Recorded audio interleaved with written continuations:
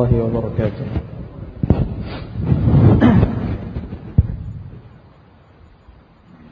إن الحمد لله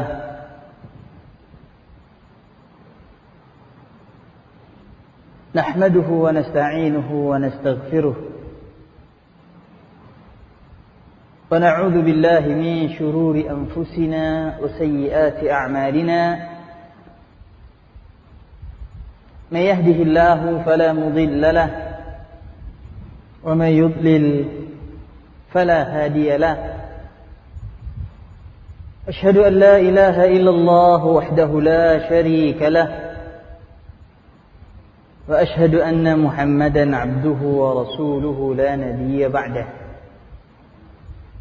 يا أيها الذين آمنوا اتقوا الله حق تقاته ولا تموتن إلا وأنتم مسلمون يا أيها الناس اتقوا ربكم الذي خلقكم من نفس واحدة وخلق منها زوجها وبث منهما رجالا كثيرا ونساء واتقوا الله الذي تساءلون به والأرحام إن الله كان عليكم رقيبا يا أيها الذين آمنوا اتقوا الله وقولوا قولا سديدا يصلح لكم أعمالكم ويغفر لكم ذنوبكم ومن يطع الله ورسوله فقد فاز فوزا عظيما أما بعد فإن أصدق الحديث كتاب الله وخير الهدي هدي محمد صلى الله عليه وسلم وشر الأمور محدثاتها فإن كل محدثة بدعة وكل بدعة ضلالة وكل ضلالة في النار. معاشر المسلمين والمسلمات رحمكم الله.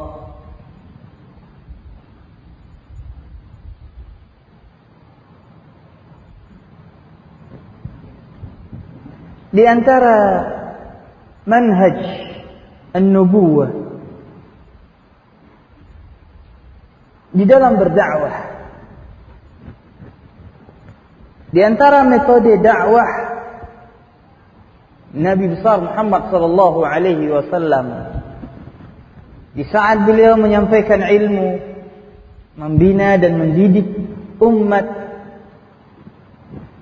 beliau salawatullahi wa salamuhu alaihi membina umat ini dengan kadangkala menceritakan kisah orang-orang saleh, bercerita mengenai kisah orang-orang saleh yang terdahulu, merupakan tata cara Nabi besar Muhammad sallallahu alaihi wasallam di dalam membina umat. Rasulullah sallallahu alaihi wasallam tidak selalu apabila duduk di dalam suatu majlis hanya menyampaikan dalil Al-Quran, hadis, dan menerangkan hukum ini dan hukum itu. Tidak. Tapi ada kalanya Rasulullah sallallahu alaihi wasallam bercerita, yang mana melalui cerita tersebut atau kisah tersebut diharapkan manusia bisa mengambil hikmah dan faedah. Dan begitu juga yang kita temukan di dalam Al-Quranul Karim. Allah subhanahu wa ta'ala menurunkan Al-Quran. Dan di dalam Al-Quran terkadang Allah bercerita mengenai kisah para nabi. Kisah Nabi Yusuf alaihi salatu wassalam, kisah Nabi Shu'aib, Nabi Ayyub, dan nabi-nabi lainnya. Jadi dalam membina ma'asyiral muslimin, ada kalanya seorang pendidik, seorang pembina, membina dengan cara menyampaikan kisah.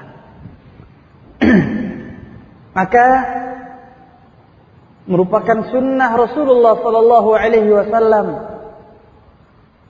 seorang bapak atau seorang ibu mengkhususkan waktu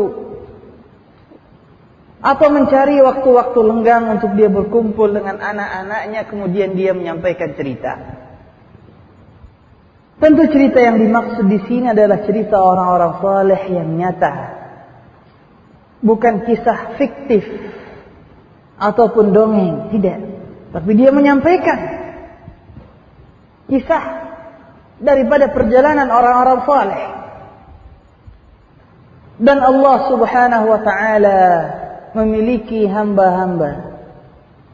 Allah Subhanahu wa taala memiliki hamba-hamba yang di dalam mengkisahkan perjalanan hidup mereka, maka akan bisa membuat hati-hati manusia hidup. Ada hamba-hamba Allah yang di dalam kisah mereka terdapat obat buat hati yang mati, nasihat buat jiwa yang lalai. Sementara ada manusia-manusia lainnya yang apabila kita menceritakannya, maka hati kita akan menjadi sakit karenanya. Maka ketahuilah, ma'asyiral muslimin dan muslimat rahimakumullah, bahwasanya Allah Subhanahu wa taala tidaklah menjadikan atau menciptakan orang-orang saleh kecuali pada diri mereka terdapat pelajaran buat umat lainnya. Baik pelajaran di saat mereka masih hidup ataupun di saat mereka telah meninggal dunia. Pada kesempatan kali ini, izinkanlah saya menyampaikan kisah atau cerita mengenai salah seorang ulama, seorang alim rabbani, yang di awal kisah beliau saya mengatakan, wallahu hasibuhu wala uzakki 'ala Allahi ahada. Beliau adalah seorang alim, fadilatul syekh Dr. Muhammad ibn Jamil Zainu, pengarang kitab Minhaj Al-Firqatin Najiyah. Salah satu karya tulis beliau kita pelajari dalam salah satu jadwal kajian kita di sini. Dan para ulama mengatakan bahwasanya kitab Minhaj Al-Firqatin Najiyah ini adalah kitab yang sangat penting bagi para mubtadi'in, bagi para pemula. Karena kitab ini berbicara mengenai akidah. Dan Syekh Muhammad bin Jamil Zainu adalah seorang mantan sufi. Beliau bertaubat dan beliau mengarang kitab yang berjudul Kaifah Tadait. Bagaimana kisah aku mendapatkan hidayah. Syekh Muhammad bin Jamil Zainu seorang yang bukan berasal dari Arab Saudi. Beliau dari kabilah Halab, Syria saja. Atau kurang lebih beliau masih satu kabilah dengan Syekh Ali Hasan Al-Halabi. Beliau seorang ulama, mantan pengajar di Darul Hadis Makkah. Darul Hadis di Makkah. Dan kadang beliau mengadakan majlis ilmu di dalam Masjidil Haram di kota Makkah sana. Beliau berdomisili di Makkah.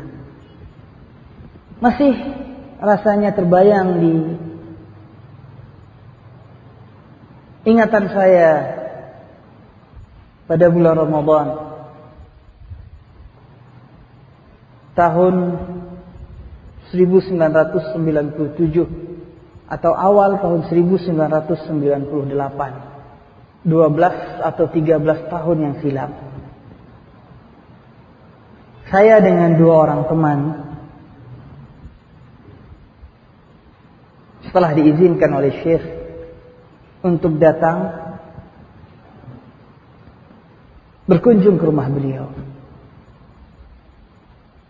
ternyata ma'asyiral muslimin, di negeri Arab sana apabila bulan Ramadan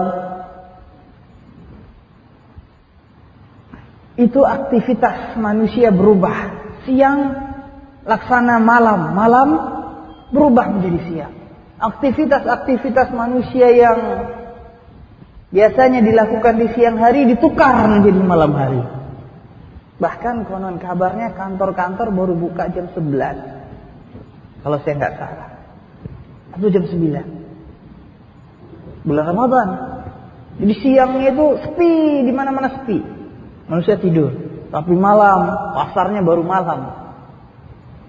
Orang buka tokonya kalau udah malam.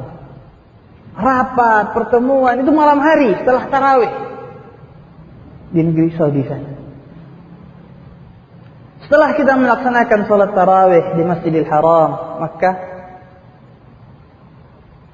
dan setelah beliau menyampaikan kajian sebentar, kemudian kami pergi berkunjung ke rumah beliau di Mekah.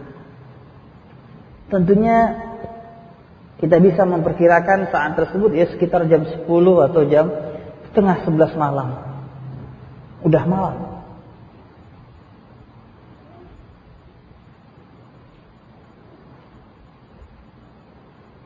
Ini kalau saya tidak salah. Akhirnya kami berkunjung ke rumah beliau, saya dan 2 orang ikhwan, dan subhanallah di dalam kisah beliau ini banyak pelajaran-pelajaran yang saya pribadi bisa mengambil hikmah daripadanya. Pertama yang saya menemukan rumah Syekh. Rumah yang sangat sederhana sekali. Rumah Syekh tidak sebesar nama beliau. Syekh Muhammad bin Jamil Zainu, siapa yang tidak kenal dengan beliau? Saya mendengar nama Syekh dan mempelajari kitab beliau di awal tahun 90. Kurang lebih 20 tahun yang silam. Kitab beliau yang pertama kali saya pelajari yaitu kitab Khudh Aqidataka minal Kitabi was Sunnah. Jadikanlah akidahmu, dalam edisi terjemahan, jadikanlah akidahmu bersumber daripada Al-Quran dan Sunnah. Jadi kitab Tauhid yang pertama kali saya pelajari adalah kitab Syekh ini. Dan ini pula yang salah satu kitab beliau kita sampaikan dalam kajian. Syekh Muhammad bin Jamil Zain. Saya temukan rumah beliau, rumah yang sederhana. Padahal beliau adalah ulama yang terkenal, mengajar di Masjidil Haram. Dan tidak semua ulama diizinkan mengajar di Masjidil Haram, harus ada izin. Kecuali halaqah-halaqah atau majelis-majelis kecil yang diadakan hanya untuk beberapa orang saja, dan ini tidak perlu izin. Adapun Syekh Muhammad bin Jamil Zainu, beliau memiliki rumah yang sederhana sekali. Padahal beliau adalah ulama yang besar. Setelah menunggu beberapa saat, akhirnya beliau keluar dari rumah beliau dan menemui kita. Masih kelihatan dari wajah Syekh, beliau lelah. Bagaimana tidak lelah ma'asyiral muslimin? Kesibukan pada malam-malam Ramadan setelah mengisi kajian. Di usia beliau yang sudah tua, badan yang kecil. Akhirnya beliau berkumpul dengan kita, menyambut kedatangan kita. Siapalah kita sehingga disambut oleh Syekh yang besar tersebut.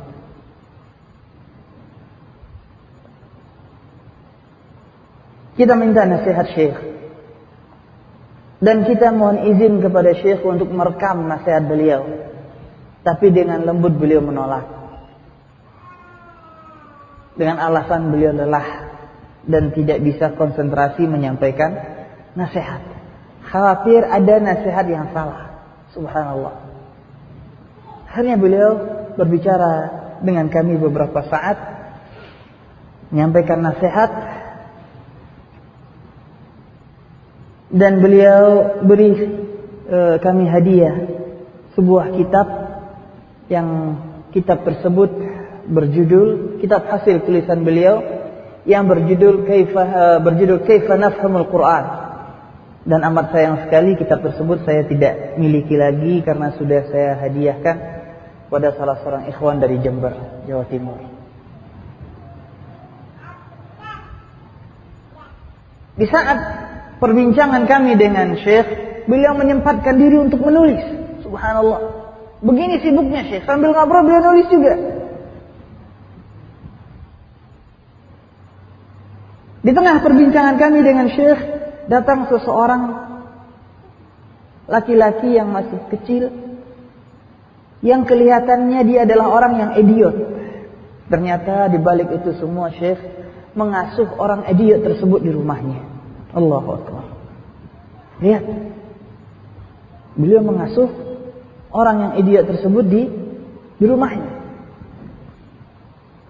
Tidak berselang lama, akhirnya Syekh mohon izin kepada kami karena beliau menerima undangan menghadiri acara yang diadakan oleh Universitas Ummul Qura di salah satu tempat di kota Mekah. Masya Allah. Sekali lagi saya mengatakan, kalau bulan Ramadan di sana siang ibarat malam, malam ibarat siang. Pertemuannya malam setelah tarawih. Akhirnya kata Syekh, ikut saya saja. Beliau menawarkan jasa numpang dengan kendaraan beliau. Karena kita kembali ke Masjidil Haram. Karena kita tidak mempunyai tempat tinggal. Kita tidak nginap di hotel, tidak di penginapan. Kita nginapnya dalam Masjidil Haram. Udah numpang kendaraan saya saja. Kita setuju. Alhamdulillah. Memperpanjang waktu kita bersama dengan Syekh. Ternyata setelah kita menunggu kendaraan apa yang dibawa oleh Syekh, ternyata beliau menunggu taksi. Gak tahu apakah beliau gak punya mobil atau mobil beliau lagi tidak di tempat. Nunggu taksi. Masya Allah, Masya Allah. Orang Arab yang miskin saja punya mobil di sana. Karena mobil sangat murah di negeri Arab sana. Akhirnya kita naik taksi.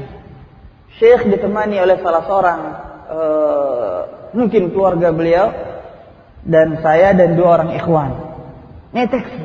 Kita tentu tahu ukuran taksi itu bagaimana. Keluarga Syekh tersebut badannya besar, duduk di depan. Dan kami berempat, Syekh dan kami bertiga duduk di belakang. Jadi sudah barang tentu duduknya sempit, 4 orang di belakang taksi, sempit. Subhanallah. Ini adalah salah satu bentuk tawadhu'nya Syekh, merendahkan diri. Tidak malu bersama dengan para penuntut ilmu, dengan orang-orang kecil. Akhirnya kami ditumpangi oleh beliau pergi ke tempat acara beliau. Subhanallah. Sekali lagi kami mengambil faedah ilmu, akhlak dari Syekh yang mulia ini. Di tengah perjalanan, supir taksi, namanya aja orang awam, gak tahu hukum, ngeluarin rokok, merokok.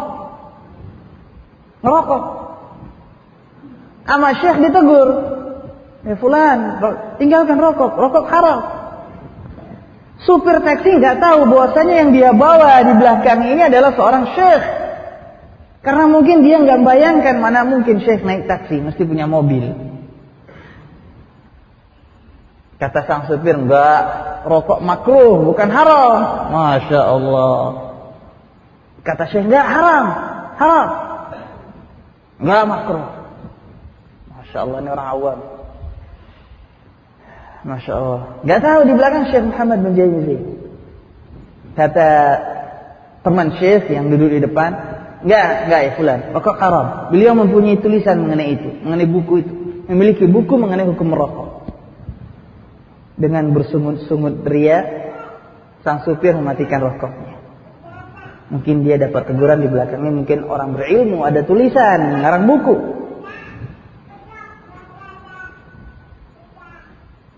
Kami duduk berempat dengan suasana yang sempit.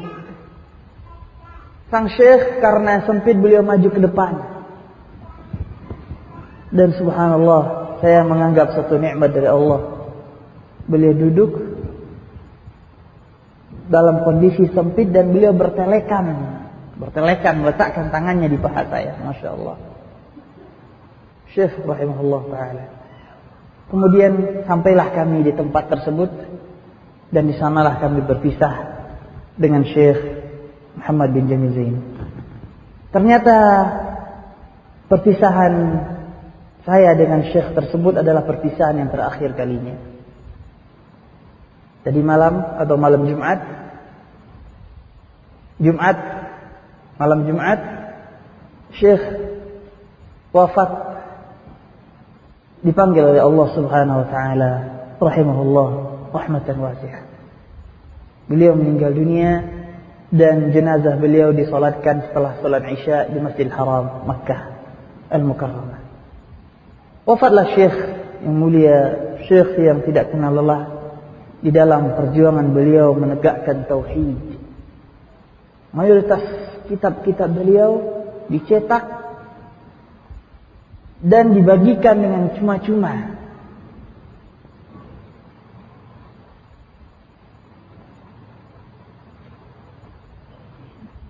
Dan benarlah Rasulullah sallallahu alaihi wasallam yang telah bersabda, "Innallaha la yaqbidul ilma intiza'an yantazi'uhu min qulubil ibad, walakin yanzi'uhu biqabdil ulama." Sungguhnya Allah tidak mencabut ilmu dengan mencabutnya dari dada hamba-hambanya. Allah tidak mencabut ilmu dengan memusnahkannya, menghilangkannya dari dada manusia, tidak. Akan tetapi Allah mencabut ilmu dengan mewafatkan para ulama. Sungguh wafatnya para ulama adalah salah satu bentuk dicabutnya ilmu.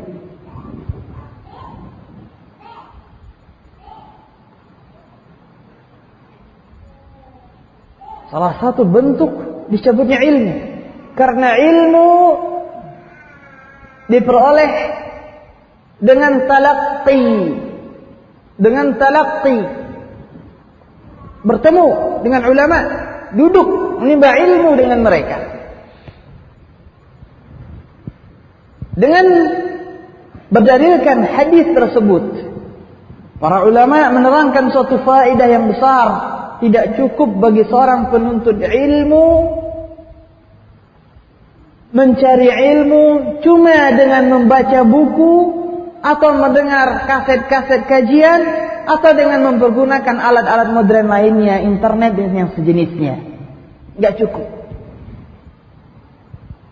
Tapi menuntut ilmu harus dengan talaqqi, duduk di majlis ilmu langsung menimba daripada para ulama rahimahumullah ta'ala. Makanya di dalam hadis tersebut kata Rasulullah sallallahu alaihi wasallam, wafatnya para ulama adalah salah satu bentuk dicabutnya ilmu.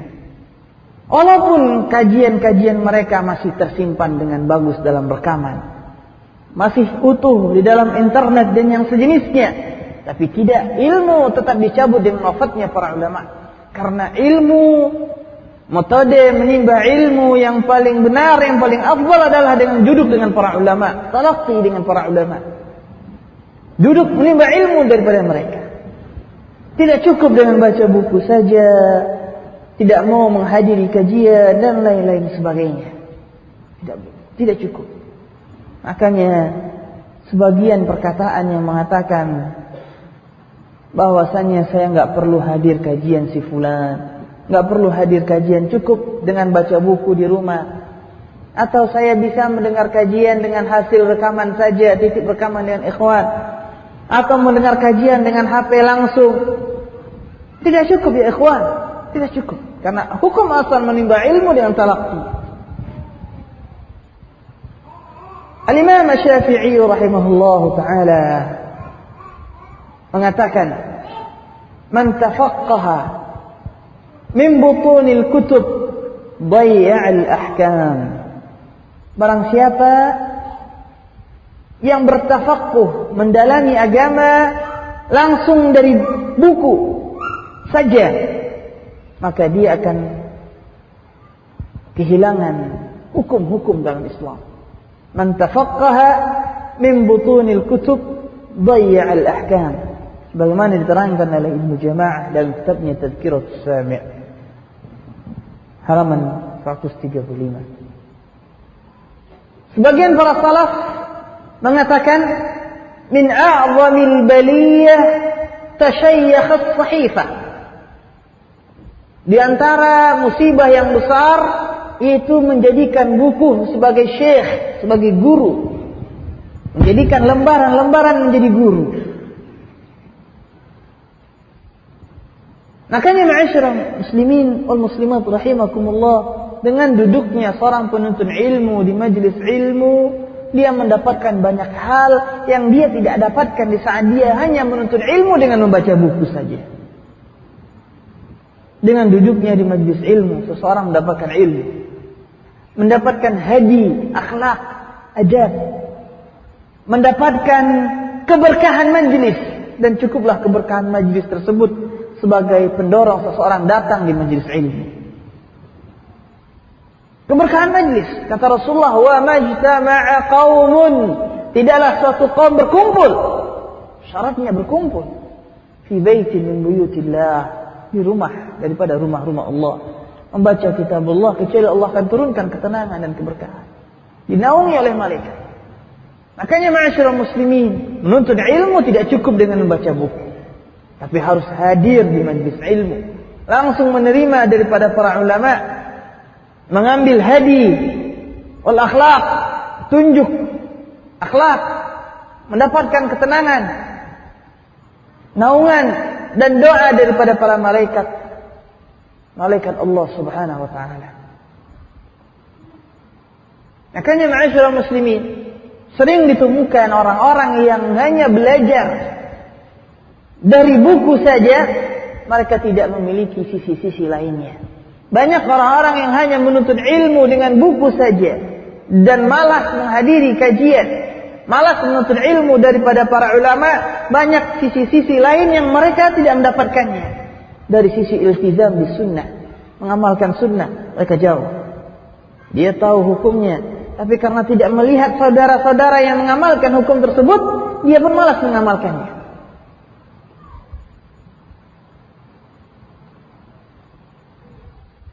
Dia jauh daripada adab, akhlak, hingga mudah mencerca dan menghina para ulama, merusak kehormatan orang-orang yang berilmu. Ini disebabkan karena seseorang menuntut ilmu jauh daripada bimbingan dan binaan para ulama rahimahumullah. Sungguh para penuntut ilmu bukan cuma butuh kepada ilmu, tapi butuh juga bimbingan di atas ilmu. Makanya ma'asyiral ikhwan sekalian a'azzakumullah, apabila kita melihat dan buka-buka buku yang berbicara mengenai ilmu hadis atau mustalah hadis, selalu di dalam buku tersebut dibikin bab khusus, bab adab di dalam menuntut ilmu, dalam menuntut hadis. Di antaranya adab dalam menuntut hadis itu mempelajari akhlak sebelum mempelajari ilmu. Allahu Akbar. Mempelajari akhlak sebelum mempelajari ilmu. Mempelajari hadi sebelum mempelajari ilmu. Banyak para ulama rahimahumullah seperti Al-Imam Ibnu Jauzi, Al-Imam Ahmad dan imam-imam lainnya, mereka memiliki majlis yang sangat ramai sekali, yang mana ujung daripada orang-orang yang hadir di majlis tersebut tidak mendengarkan suara sang imam sedikit pun juga. Tapi mereka datang ke majlis tersebut untuk mencari adab, mencari akhlak, melihat bagaimana orang-orang mengamalkan sunnah, memanjakan mata mereka, memanjakan telinga mereka, memanjakan hati mereka dengan melihat orang-orang yang cinta dengan sunnah. Allahu Akbar. Makanya ma'asyiral muslimin wa muslimat rahimakumullah, begitu pentingnya duduk dengan majlis ilmu, hadir di majlis ilmu. Dia bukan cuma makanan buat ilmu, buat mendapatkan ilmu, tapi dia juga makanan buat bisa mendapatkan ketenangan jiwa. Wallahu ta'ala. Makanya Rasulullah sallallahu alaihi wasallam bersabda, "Inna Allah la yaqbidu al-ilma intiza'an yantazi'uhu min qulubil 'ibad." Sungguhnya Allah tidaklah mencabut ilmu dengan mencabutnya dari dada manusia. Tidak. Tapi Allah mencabut ilmu dengan mewafatkan para ulama. Lihat, berarti seorang penuntut ilmu harus berhubungan dengan ulama, bertemu dengan mereka, menimba ilmu dengan mereka. Apabila mereka wafat, maka putuslah ilmu. Tersebutlah sebagian daripada ilmu, wallahu musta'an. Tidak ada yang bisa kita ucapkan dengan wafatnya Syekh kita, Syekh Muhammad bin Jamil Zainu, kecuali hanya mengatakan inna lillahi wa inna ilaihi raji'un. Allahumma ajurna fi musibatina wa akhlif lana khairan minha. Maka doakanlah rahmat dan ampunan buat Syekh Muhammad bin Jamil Zainu. Semoga Allah Subhanahu wa taala mengutus malaikat-malaikatnya untuk mengaminkan doa kita dan mengatakan dan berdoa pula buat kita walaka mithlah, dan engkau mendapatkan yang sepertinya. Karena Rasulullah sallallahu alaihi wasallam bersabda, tidaklah seorang saudara mendoakan buat saudara lainnya, tidaklah seorang muslim mendoakan buat saudara lainnya ala zahril ghaib, kecuali Allah akan tugaskan malaikat mengatakan amin walaka mithluh. Amin, dan engkau mendapatkan yang sepertinya. Ikhwan sekalian, a'azzakumullah, ini adalah salah satu pelajaran buat kita bersama, dan dengan ini kita memulai kajian kita pada hari ini. Baiklah ma'asyiral muslimin wa muslimat rahimakumullah, dalam kajian ini dalam kajian kita hari ini, sebagaimana yang tertera dalam jadwal kajian kita, itu kajian kitab Bulughul Maram dan kajian dari kitab Sahih Al-Imam Bukhari. Adapun pada hari ini insyaallah mungkin kita hanya membahas kajian Bulughul Maram saja, dan setelahnya kita membuka pertanyaan sebelum kita menutup kajian insyaallah. Baiklah ma'asyiral muslimin, silahkan membuka kitab Bulughul Maram bagi yang memiliki kitab. Hadis kita masih di dalam bab al-wasaya, bab wasiat, hadis nomor 832.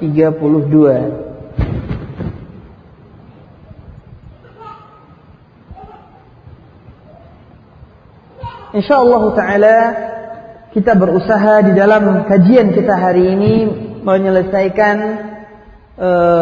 bab wasaya ini, membaca beberapa hadis, 1, 2, 3 hadis. Kemudian kita masuki bab al-wadi'ah, di sana ada 1 hadis. Dan semoga pada pertemuan yang akan datang kita sudah bisa memasuki pembahasan yang baru, yaitu kitabun nikah insyaallah taala. Baiklah ma'asyiral muslimin, hadis nomor 832, saya bacakan hadisnya. Wa an Aisyah radhiyallahu taala anha anna rajulan أتى النبي صلى الله عليه وسلم فقال يا رسول الله إن أمي افتتلت نفسها ولم توصي وأظنها لو تكلمت تصدقت أفلها أجر إن تصدقت عنها قال نعم متفق عليه واللفظ لمسلم. Dari Aisyah Siddiqah bint Siddiq radhiyallahu taala anha, dari istri Nabi Aisyah radhiyallahu taala anha, Siddiqah bint Siddiq, wanita yang terpercaya, anak dari yang terpercaya, wanita yang dibela oleh Allah Subhanahu wa taala dari atas 7 langit, yaitu Aisyah radhiyallahu taala anha. Wanita yang di dalam perjalanan hidup beliau menjadi sebab turunnya beberapa hukum dan ayat dalam Al-Quran. Di antara hadis melalui jalan Ummul Mukminin Aisyah radhiyallahu taala anha adalah hadis kita pada hari ini. Beliau berkata, "Anna rajulan ata an-nabiy sallallahu alaihi wasallam faqala, ya Rasulullah, inna ummi iftutilat nafsuha wa lam tusi." Ada seorang laki-laki datang menemui Rasul sallallahu alaihi wasallam, lalu beliau bertanya, "Ya Rasulullah, sungguhnya ibuku meninggal dengan tiba-tiba." Iftutilat nafsuha, meninggal dengan tiba-tiba, mendadak, wafat mendadak. Walam tusi, dan beliau tidak berwasiat apapun. Wa adunnuha law takallamat tasaddaqat. Dan saya menduga kalau seandainya dia berbicara maka dia akan bersedekah. Maksudnya kalau seandainya dia tidak meninggal mendadak, saya akan yakin bahwasanya beliau akan berwasiat untuk mensedekahkan harta beliau sebelum beliau meninggal dunia. Kemudian laki-laki tersebut bertanya kepada Rasulullah, "Afalaha ajrun in tasaddaqtu anha?" Ya Rasulullah, apakah beliau juga mendapatkan pahala jika seandainya saya bersedekah atas namanya? Bersedekah atas namanya. Kata Rasulullah, "Na'am, ya." Hadis sahih diriwayatkan oleh Imam Bukhari dan Imam Muslim rahimahullah. Makna hadis jelas, yaitu seseorang datang kepada Rasulullah dan mengatakan bahwasanya ibunya tiba-tiba wafat meninggal dunia. Dan beliau tidak meninggalkan wasiat apapun juga. Dan beliau yakin, menduga kalau seandainya ibunya tersebut sempat menulis wasiat, maka niscaya beliau akan memerintahkan untuk menulis wasiat untuk mensedekahkan harta beliau. Apakah boleh saya bersedekah ya Rasulullah atas nama beliau? Kata beliau, boleh. Dan beliau mendapatkan pahala. Di dalam hadis ini, ma'asyiral muslimin, ada beberapa poin-poin penting yang butuh kita mendalaminya. Walaupun di antara poin tersebut ada permasalahan yang kita tidak tuntas mengkajinya dalam beberapa pertemuan. Karena saking panjangnya.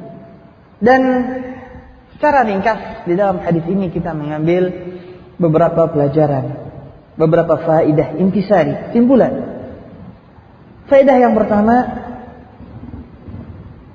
bahwasanya wasiat seseorang yang sebelum meninggal dunia menulis wasiat, dan wasiat itu adalah suatu hal yang dikenal di kalangan para salaf, para sahabat dan para salaf. Jadi wasiat adalah suatu hal yang dikenal di kalangan para salaf, para sahabat.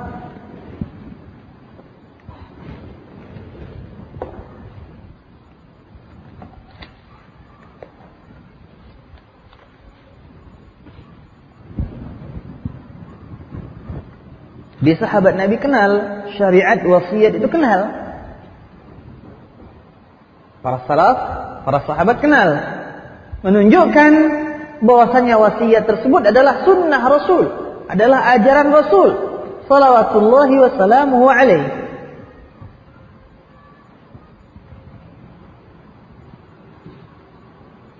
Jadi kesimpulan yang diambil di sini ini adalah sebenarnya suatu kaidah yang penting, bahwasanya suatu hal yang dikenal di kalangan para salaf itu merupakan salah satu sunnah yang berlaku.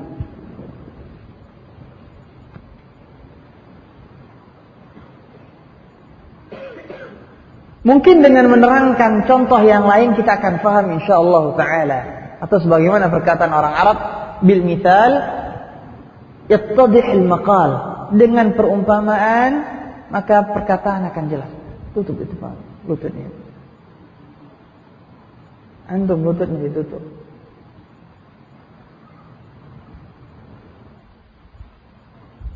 Contoh daripada perbuatan para salaf yang dikenal, dan suatu hal yang dikenal di zaman salaf tidak mesti dikenal pada zaman sekarang. Pada zaman para sahabat ada suatu hukum yang seluruh manusia tahu, terkenal hukum tersebut. Pada zaman sekarang bisa jadi hukum tersebut hampir seluruh manusia tidak tahu. Contoh,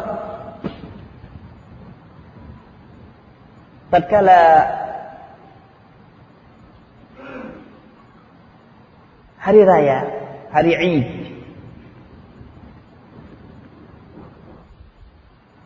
tatkala hari Id, datanglah beberapa anak kecil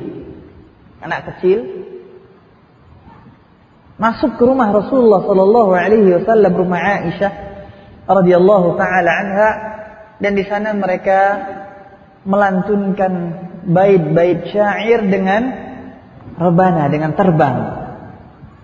Melantunkan bait-bait syair dengan duf. Di rumah Aisyah, Rasulullah sallallahu alaihi wasallam masuk dan beliau berbaring dan wajah beliau hadapkan ke dinding. Rasulullah tidak mengingkari apa yang dilakukan oleh anak kecil tersebut. Tidak lama masuklah Abu Bakar As-Siddiq, karena Aisyah putri beliau, Rasulullah menantu beliau. Dia masuk. Begitu melihat anak kecil bermain terbang atau rebana, beliau tegur, apakah suara syaitan ada di dalam rumah Rasulullah? Atau seruling syaitan ada di rumah Rasulullah? Jadi di dalam pemahaman Abu Bakar As-Siddiq selama ini sudah terbangun suatu pemahaman bahwasannya perbuatan seperti itu, nyanyian, hukumnya adalah haram dan dia adalah suara syaitan. Berarti di kalangan para sahabat, di kalangan para sahabat Rasulullah SAW, Abu Bakar As-Siddiq dan yang lainnya sudah terbangun pemikiran bahwa sudah terbangun keyakinan, pengetahuan bahwasanya musik adalah haram dan dia adalah suara daripada suara syaitan.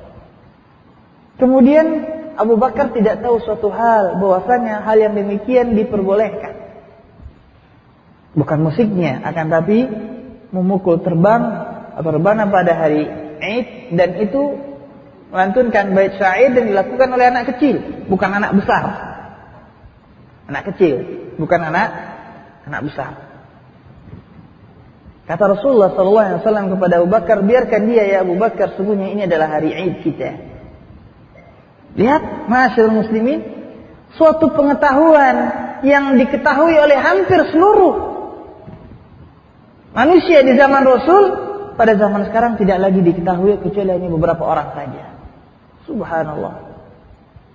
Para sahabat tahu, di saat mereka jahiliyah, mereka begitu cintanya dengan yang namanya nyanyian cinta, nyanyian hawa nafsu, suara-suara para pemudi, para wanita yang mengumbarkan syahwat dan melantunkan bait angan-angan cinta. Tapi begitu mereka diperkenalkan dengan Islam, mereka mulai mengenal sunnah, kebiasaan-kebiasaan tersebut tinggalkan oleh mereka. Makanya nggak ada suatu riwayat pun ada show di zaman Rasulullah, ada artis show dan segala macam, yang nggak ada. Makanya ma'asyiral muslimin wal muslimat rahimakumullah, ini adalah salah satu contoh suatu hal yang ma'ruf, dikenal di kalangan para sahabat. Dia merupakan salah satu hukum yang berlaku di dalam syariat Islam. Contoh yang lain. Contoh yang kedua, mungkin suatu contoh yang pernah ditanyakan pada pertemuan sebelumnya, yaitu khitan. Khitan bagi wanita. Dia ma'ruf di kalangan para salaf, bahwasanya wanita dikhitan berlandaskan hadis Rasul sallallahu alaihi wasallam, "Idza iltaqal khitanani faqad wajaba al-ghusl." Apabila dua khitan telah bertemu, maka wajib mandi. Jadi dua khitan tersebut daripada istilah Rasulullah sallallahu alaihi wasallam menerangkan bahwasanya khitan suatu hal yang dikenal di zaman para sahabat, dan di atasnya lah dibangun suatu hukum bahwasanya wanita juga dikhitan sebagaimana laki-laki juga dikhitan.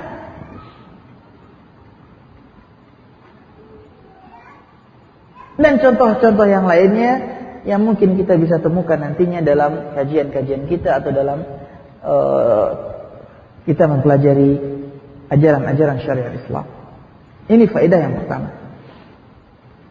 Faedah yang kedua, faedah yang juga penting, saya ambil dari keterangan Syekh Muhammad bin Shalih Al-Utsaimin rahimahullah taala, bahwasanya beramal dengan dhon, dengan prasangkaan dibolehkan, dengan syarat adanya qarinah, indikasi penguat dan tidak menimbulkan penyelisihan syariat. Bingung ya? Beramal dengan dhann, dengan dugaan itu dibolehkan selama adanya qarinah atau indikasi atau penguat dan tidak menimbulkan penyelisihan syariat. Karena permasalahan dhann ini ya ikhwan sekalian azakumullah sering didudukkan dengan salah kaprah oleh sebagian para ikhwan dan akhwat.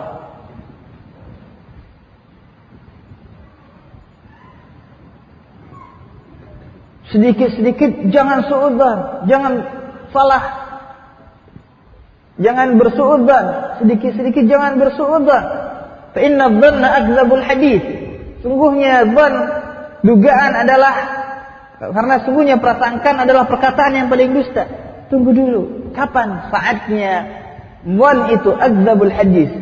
Dugaan tersebut adalah perkataan yang paling dusta dan kapan tidak? Di sini sahabat Rasul, beliau menduga kalau seandainya ibu saya wafatnya tidak mendadak, maka saya yakin, saya menduga, adzunnuha law takallamat tasaddaqat. Saya menduga dia pasti dia kalau seandainya berbicara dia akan bersedekah. Dia akan perintahkan untuk berbuat wasiat untuk mensedekahkan hartanya. Bolehkah saya bersedekah atas namanya? Lihat, beliau beramal di atas dugaan. Tapi dugaan tersebut ada penguatnya. Apa penguatnya? Karena beliau faham dengan ibunya seorang wanita yang cinta bersedekah. Karena para sahabat wanita Nabi cinta dengan sedekah. Para kaum muslimat di zaman Nabi cinta dengan sedekah. Mudah-mudahan muslimat zaman sekarang sama. Jadi beliau yakin, beliau menduga demikian. Dan hadis ini adalah salah satu contoh yang jelas di dalam permasalahan ini. Contoh yang lain, dan saya pernah sampaikan. Di tengah malam ada seseorang datang mengendap-endap, naik ke atas atap rumah orang kaya. Keesokan paginya rumah tersebut kehilangan. Maka pada saat tersebut dugaan dijatuhkan kepada orang yang ngendap-ngendap malam hari. Jelas kamu maling. Dan orang yang dituduh tersebut tidak mengatakan kamu enggak boleh suudzon. Fa inna dhanna akdzabul hadits. Sungguhnya dugaan adalah perkataan yang paling dusta. Tidak, di sini ada qarinahnya, ada penguatnya.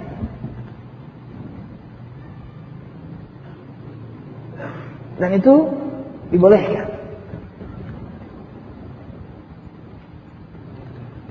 Adapun tanpa qarinah, tanpa indikasi, tanpa penguat, maka itu tidak dibolehkan. Itulah yang dimaksud dengan dhanna akdzabul hadits. Dugaan yang dia adalah perkataan yang paling dusta. Enggak ada angin, enggak ada hujan, tiba-tiba dituduh. Ini benar. Ini adalah tuduhan dusta. Ini syarat yang pertama. Syarat yang kedua, yaitu tidak menimbulkan penyelisihan syariat. Tidak menimbulkan penyelisihan syariat. Walaupun ada qarinahnya, walaupun ada indikasinya, walaupun ada penguatnya, tapi apabila bisa menimbulkan mudarat yang menyelisih syariat, maka tidak bisa diambil dhann seperti hal yang demikian. Contoh di dalam kasus perzinaan. Dalam Islam, apabila seorang laki-laki berzina dengan seorang perempuan, maka saksinya bersyarat. Pertama harus 4 orang. Saksinya harus 4 orang. Saksinya tersebut orang yang sudah baligh, berakal. Gak boleh saksinya anak ingusan. Mana tahu dia masalah zina. Saksinya tersebut muslim. Dan yang lebih kuat lagi, dia harus menyaksikan. Apa yang dia saksikan? Kata Rasulullah SAW, menyaksikan kayu celak mata masuk ke dalam tempatnya. Tahu celak mata, ikhwan? Kan ada wadahnya, kemudian ada kayunya yang dimasukkan di mata. Menyaksikan seperti itu dengan jelas. Atau sebagaimana kata Rasulullah, menyaksikan bagaimana timba masuk ke dalam sumur. Jadi tidak boleh cuma melihat getaran-getaran saja. Sebagaimana pernah terjadi di zaman Umar bin Khattab radhiyallahu taala anhu, salah seorang sahabat dituduh berzina.